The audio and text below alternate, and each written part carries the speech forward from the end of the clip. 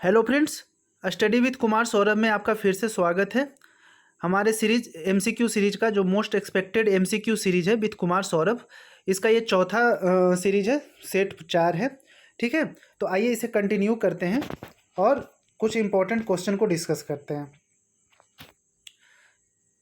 जैसा कि मैंने आपको बताया कि यह सीरीज जो मैं लेकर आया हूँ, यह generally BPSC CDPO, 67th BPSC, Bihar sub inspector, Bihar police, MPPSC, UPPSC और अदर पीसीएस और सबसे उपयोगी रेलवे और एसएससी के स्टूडेंट्स के लिए भी है और काफ़ी सिंपल लैंग्वेज में मैं इसे आपको टीच करूँगा। तो आइए शुरू करते हैं। फर्स्ट क्वेश्चन है जो आपको स्क्रीन पे दिख रही है। What is the rank of Bihar in the major states category in the second edition of India innovation index released by NITI आयोग।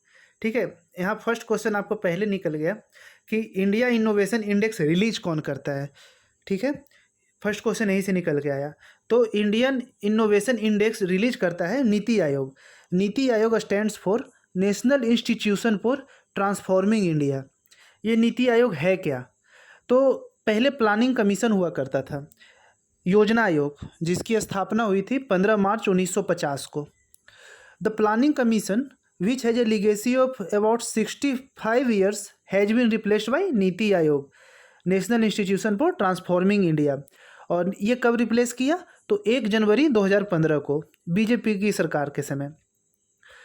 अगर जो इन संस्कृत नीति का मतलब क्या होता है, तो इसका मतलब होता है morality, behaviour, guidance, etcetera etcetera.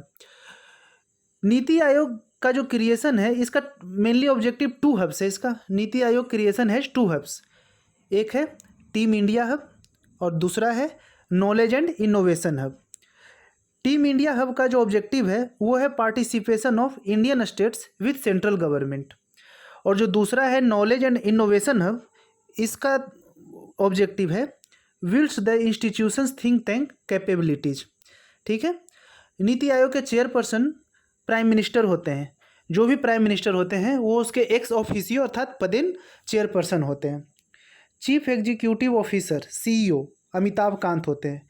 ये बीपीएससी में हर एक साल पूछता है, या तो सीईओ पूछेगा नहीं तो वाइस चेयरमैन पूछेगा। तो सीईओ अमिताभ कांत है और vice chairman doctor Rajiv Kumar है। और फॉर योर काइंड इन्फॉर्मेशन, अभी हाल फिलहाल में यूपीएससी का ईपीएफओ का एग्ज़ाम हुआ था, उसमें भी नीति आयोग से क्वेश्चन आ गया था कि what is the full form of नीति। ठीक है, तो national institution for transforming India, 1/1/2015 को यह आ गया। अब आइए, ये जो नीति आयोग जारी किया है इंडियन इनोवेशन इंडेक्स, यह 2 बार जारी किया है अभी तक। एक 2019 में आया था, इसमें भी कर्नाटक टॉप पे रहा। दूसरा 2020 में आया जो 2021 के लिए है, और इसमें भी कर्नाटक टॉप पे आया। तो अब यहाँ क्वेश्चन ये है कि बिहार का रैंक क्या रहा। ठीक है, तो बिहार का रैंक इसमें 17th रहा, बी। तो आपको इस क्वेश्चन से इतनी जानकारी मिलती है। नेक्स्ट देखिए, ये हमारा उसका लिस्ट है इनोवेशन का, देख लीजिएगा। फर्स्ट नंबर पे कर्नाटक रहा, सेकेंड महाराष्ट्र, थर्ड तमिलनाडु। ये भी पूछ सकता है केरला, केरला जो है ये 5वें नंबर पे रहा। और बिहार का रैंक देख सकते हैं 17th नंबर पे बिहार रहा। तो ये काफ़ी इम्पोर्टेंट है। ठीक है, बिहार में इसका ये भी पूछ सकता है कि इसका स्कोर क्या रहा बिहार का। ठीक है, तो आप इसे भी याद कर लीजिए तो ज़्यादा अच्छा रहेगा। 14.48 बिहार का स्कोर रहा और 17th रैंक रहा। ठीक है, नेक्स्ट चलते हैं। Second question, total number of schedules now in Indian constitution, अर्थात भारतीय संविधान में वर्तमान में कितनी अनुसूचियां हैं?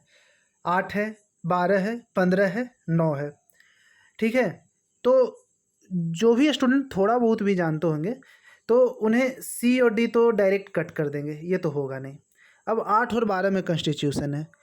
तो जब संविधान आया था, इनेक्ट आया हुआ था, तो उस समय शुरुआत में ओरिजिनल कॉन्स्टिट्यूशन में 8 अनुसूची थी और राइट नाउ अभी 12 है। ठीक है, तो क्वेश्चन में पूछ रहा है कि नाउ इन इंडियन स्टेट, वर्तमान में तो अभी 12 है। अगर जो ओरिजिनल पूछता तो आप 8 लगाते। ठीक है, अब आइए, अभी के समय जो 12 है वो कौन कौन है? तो इसमें जो फर्स्ट है उसमें बताता है यूनियन एंड स्टेट्स के बारे में बताता है। सेकंड में सैलरी बताता है। थर्ड में ओथ अर्थात शपथ बताता है। फोर्थ में क्या बताता है, राज्यसभा के बारे में बताता है। फिफ्थ में शेड्यूल्ड एरिया एडमिनिस्ट्रेशन बताता है। और सिक्स्थ में भी वही बताता है, शेड्यूल्ड एरिया एडमिनिस्ट्रेशन, लेकिन ये किसके बारे में बताता है, ये बताता है मेघालय, मिजोरम, असम और त्रिपुरा। इसे याद रखने का एक ट्रिक भी है। जो सिक्स्थ शेड्यूल है इसमें ये भी क्वेश्चन पूछता है कि इसमें किस किस स्टेट का जिक्र है। तो आप इसको ऐसे न्यूमोनिक्स बना सकते हैं, MAT, मैट।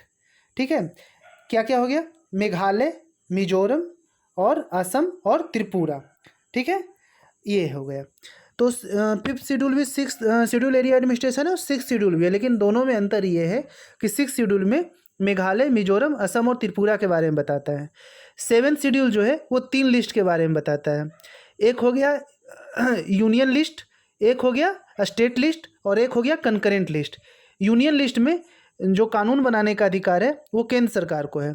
स्टेट लिस्ट में कानून बनाने का अधिकार राज्य सरकार को है, लेकिन अगर जो इमरजेंसी केस में केंद्र सरकार भी इस पर कानून बना सकती है।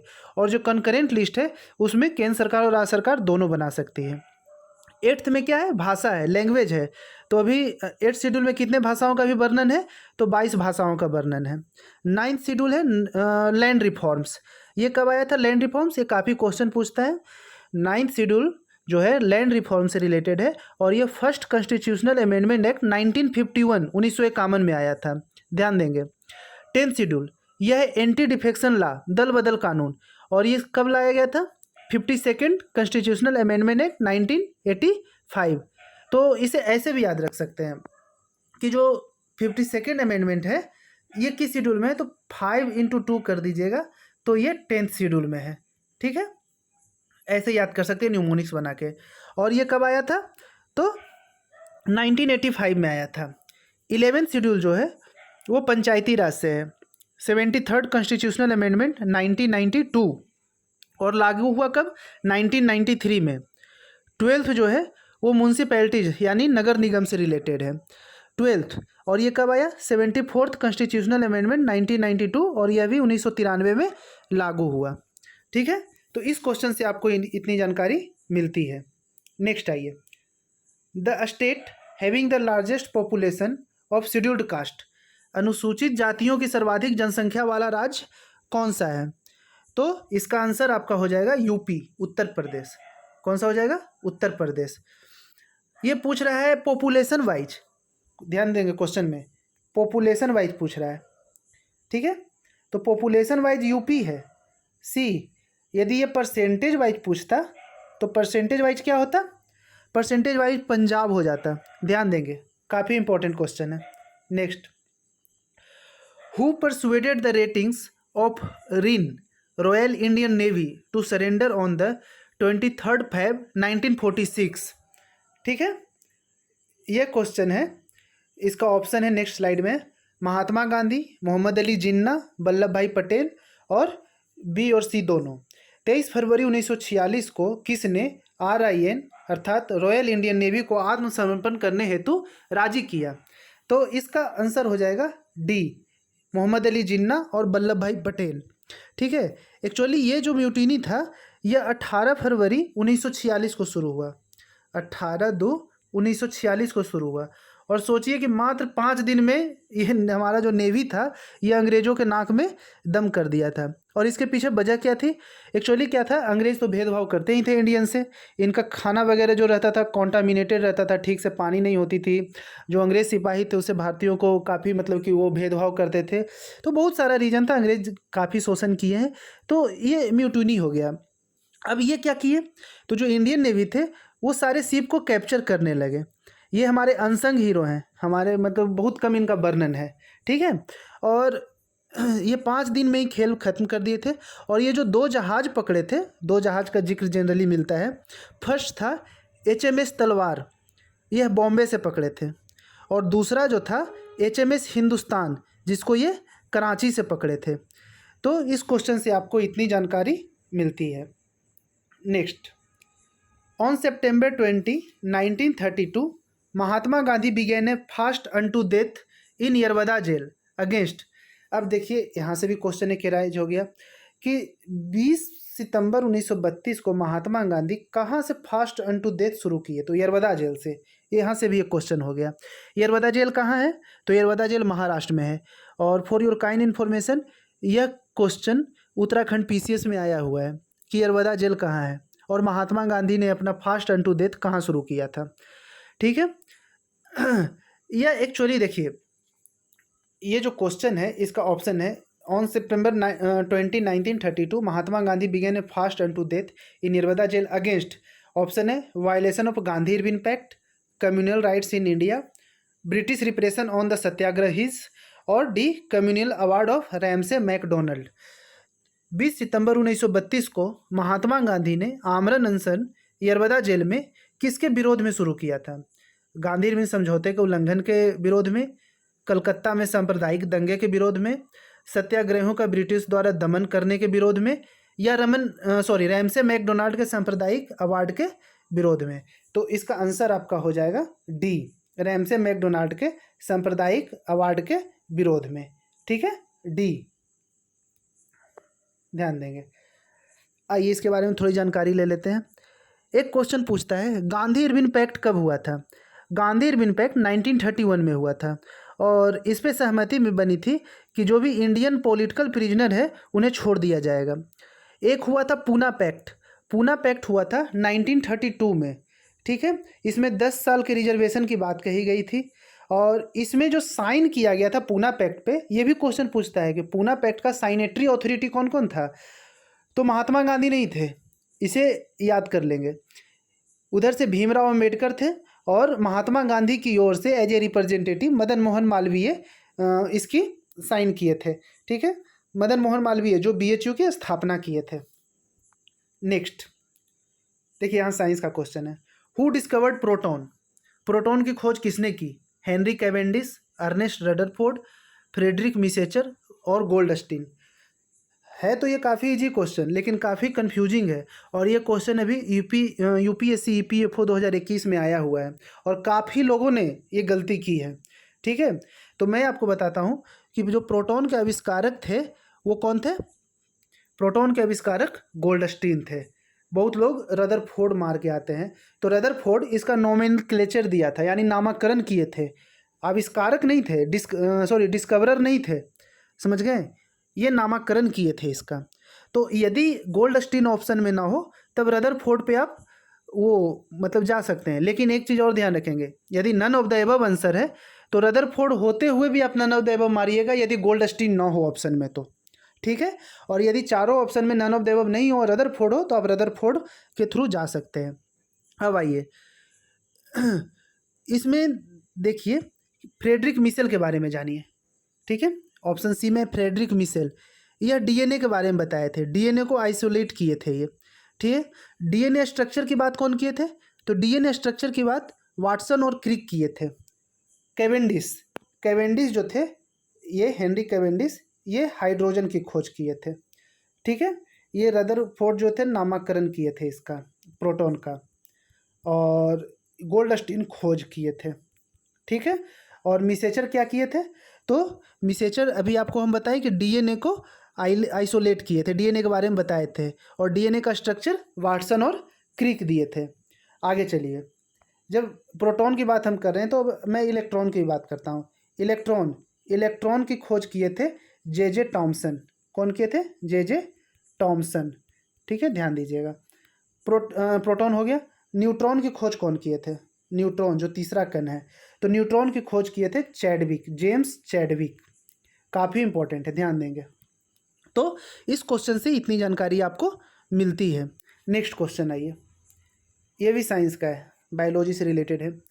Genes are made up of, genes बने होते हैं nucleic acids, carbohydrates, lipids, proteins, more than one or NOTA. तो देखिए, क्वेश्चन जो पूछ रहा है कि जीन्स मेनली किससे बने होते हैं, तो जीन्स जो बने होते हैं वो जनरली न्यूक्लिक एसिड से बने होते हैं। हाँ, इसमें कहीं कहीं प्रोटीन भी रहता है, लेकिन सारे जीन्स प्रोटीन के नहीं बने होते हैं, इसलिए प्रोटीन से यहाँ छट जाता है। तो आप इसमें एक ऑप्शन और जा सकते हैं, मोर देन वन जा सकते हैं। ठीक है, लेकिन एक्चुअली जो न्यूक्लिक एसिड ऑप्शन है वो ज़्यादा मतलब कि बेहतर ऑप्शन है, तो आप न्यूक्लिक एसिड मार दें, ज़्यादा बेहतर है। ठीक है। और यदि यहाँ पे डिबेट की मुद्दा हो तो आप मोर देन वन भी जा सकते हैं। जीन्स वर्ड जो है वो जोहानसन ने दिया था, ठीक है। जेनेटिक्स के फादर जो है ग्रेगर मेंडल को बोला जाता है। जेनेटिक्स में ही जीन्स की स्टडी की जाती है। जीन्स जीन्स क्या है? यूनिट्स ऑफ हेरेडेटरी, अर्थात एक वंश से दूसरे वंश में जो भी ट्रांसफ़र होती है वो जीन्स ही होती है। यह न्यूक्लिक एसिड है, ठीक है। और मेनली ये बनी होती है डीएनए की। कुछ जीन्स प्रोटीन की भी बनी होती है, किंतु मेनली ये न्यूक्लिक एसिड की बनी होती है। तो इसका आंसर ए होगा, ठीक है। नेक्स्ट आइए, who said that the real seat of taste is not the tongue but the mind? प्रसिद्ध कथन the real seat of taste is not the tongue but the mind किसका है? ए है महात्मा गांधी, बी है बाल गंगाधर तिलक, सी है स्वामी विवेकानंद और डी है जवाहरलाल नेहरू। तो इसका आंसर हो जाएगा ए। क्या हो जाएगा? ए। ध्यान देंगे, महात्मा गांधी। महात्मा गांधी ने जो इनकी ऑटोबायोग्राफी है माई एक्सपेरिमेंट विद ट्रूथ, उसमें इन्होंने ये लिखा है। अब आइए महात्मा गांधी के बारे में कुछ और जानकारी प्राप्त करते हैं। महात्मा गांधी का एक वीकली जर्नल आता था नवजीवन। नवजीवन में भी उन्होंने इस लाइन का जिक्र किया था कि जो the real seat of taste is not the tongue but the mind, ठीक है। इन्होंने और भी पुस्तक लिखी थी, हिंद स्वराज, यंग इंडिया। एक क्वेश्चन पूछता है कि महात्मा गांधी ने कौन सी पुस्तक साउथ अफ्रीका में लिखी थी? तो इंडियन ओपिनियन लिखी थी, ठीक है। अब इसमें ऑप्शन है विवेकानंद। तो विवेकानंद जो थे इनका ओरिजिनल नाम जो था वो नरेंद्र नाथ दत्त था, और इनको स्वामी विवेकानंद का जो वो ताज दिया गया था वो अजीत सिंह, महाराजा अजीत सिंह जो थे खत्री के, उन्होंने इन्हें स्वामी विवेकानंद कहा था। ध्यान देंगे। और विवेकानंद ने एक रामकृष्ण परमहंस एक ऑर्गेनाइजेशन चलाया था जो अपने गुरु के रामकृष्ण मिशन चलाया था, जो अपने गुरु रामकृष्ण परमहंस के नाम पे चलाया था। और रामकृष्ण परमहंस का ओरिजिनल नाम क्या था? गजोधर चट्टोपाध्याय, ठीक है। और विवेकानंद जो थे इनका सबसे इम्पोर्टेंट भाग ये है कि 1893 में शिकागो यूनिवर्सिटी में जो वर्ल्ड रिलीजियस पार्लियामेंट हुआ था उसके ऊपर इन्होंने बोला था Americans and Indians are brothers and sisters, जिससे ये काफ़ी प्रसिद्ध हुए थे, ठीक है। तो इस क्वेश्चन से आपको इतनी जानकारी मिलती है। अब आइए, अब थोड़ा जान लेते हैं इनके बारे में, बाल गंगाधर तिलक के बारे में। तो बाल गंगाधर तिलक एक नारा दिए थे, स्वराज हमारा जन्मसिद्ध अधिकार है और मैं इसे लेकर रहूँगा। ये क्वेश्चन भी पूछता है। होम रूल लीग की स्थापना इन्होंने की थी, ठीक है। और इसका हेडक्वार्टर पुणे में था। इन्हें भारतीय शांति का जनक भी बोला जाता है। कौन बोला था इनको भारतीय शांति का जनक? तो वेलेंटाइन सिरोल बोले थे इनको भारतीय शांति का जनक। महाराष्ट्र में गणेश उत्सव और शिवाजी उत्सव शुरू करने का श्रेय बाल गंगाधर तिलक को जाता है। तो इस क्वेश्चन से आपको इतनी जानकारी मिलती है। नेक्स्ट आइए, which of the following is the principal source of information of Ashoka's campaigns against Kalinga? Kalinga के खिलाफ अशोक के अभियान की जानकारी हमें मिलती है। किससे मिलती है कलिंग के खिलाफ? तो इसे रॉक एडिक्ट 13 से मिलती है, रॉक एडिक्ट 13, ठीक है। कलिंगा अभी वर्तमान उड़ीसा में है। कलिंगा युद्ध कब हुआ था? तो 261 BC में हुआ था, ठीक है। अब आइए थोड़ा अशोक के बारे में जान लेते हैं। अशोक जो था वह बिंदुसार का उत्तराधिकारी था। बिंदुसार जो चंद्रगुप्त मौर्य का पुत्र था, चंद्रगुप्त मौर्य का उत्तराधिकारी था बिंदुसार। उसके बाद बिंदुसार का उत्तराधिकारी अशोक हुआ। यह 269 में ईसा पूर्व में गद्दी पे बैठा, और अपने गद्दी के बैठने के 8वें वर्ष में अर्थात 261 में ईसा पूर्व में यह कलिंग पे आक्रमण किया, ठीक है। अब आइए, अशोक के माता का नाम सुभद्रांगी था, ठीक है। राजगद्दी पर बैठने के समय अशोक कहाँ का राजपाल था? ये भी क्वेश्चन काफ़ी आता है। तो राजगद्दी पर बैठने के समय अशोक अवंती का राजपाल था, ठीक है। और जो अशोक कलिंग पे आक्रमण किया था इसका उल्लेख किस शिलालेख में मिलता है? तो इसका उल्लेख 13वां शिलालेख में मिलता है, ठीक है। अशोक के स्तंभ लेखों की संख्या 7 है जो केवल ब्राह्मी लिपि में लिखी गई है, ठीक है। अब आइए थोड़ा और कुछ जानते हैं। अशोक के शिलालेख की खोज 1785 ईस्वी में पातरेड्डी फैनथेलर ने की थी, जिसकी संख्या 14 है, ठीक है। और अशोक के अभिलेख को पढ़ने का श्रेय सबसे पहले किसे जाता है? तो अशोक के अभिलेख को पढ़ने का श्रेय सबसे पहले जेम्स प्रिंसेप को जाता है। 1837 में इन्होंने इनके अभिलेख को पढ़ा था। और भारत में शिलालेख का प्रचलन भी सबसे पहले अशोक ने किया था। क्वेश्चन पूछ सकता है कि भारत में शिलालेखों का प्रचलन सबसे पहले कौन किया था? तो अशोक ने किया था। ठीक है, तो इस क्वेश्चन से आपको इतनी जानकारी मिलती है। एक क्वेश्चन और मिलता है कि अशोक जो है वो बौद्ध धर्म की दीक्षा किससे लिए थे? तो अशोक जो है वो बौद्ध धर्म की दीक्षा उपगुप्त नामक बौद्ध भिक्षु से लेकर किए थे। ठीक है, चलिए आगे चलते हैं। नेक्स्ट और लास्ट, मुस्लिम लीग का अधिवेशन कहाँ हुआ था जब पाकिस्तान के निर्माण की मांग प्रस्तावित की गई थी? ठीक है, where was the session of Muslim league held when the resolution demanding the creation of Pakistan was passed? Option A Madras, B Bombay, C Lahore और डी कलकत्ता। इसका क्या आंसर होगा? इस क्वेश्चन का आंसर आप हमें कमेंट बॉक्स में बताएंगे और मैं नेक्स्ट वीडियो में इसका आंसर दूंगा।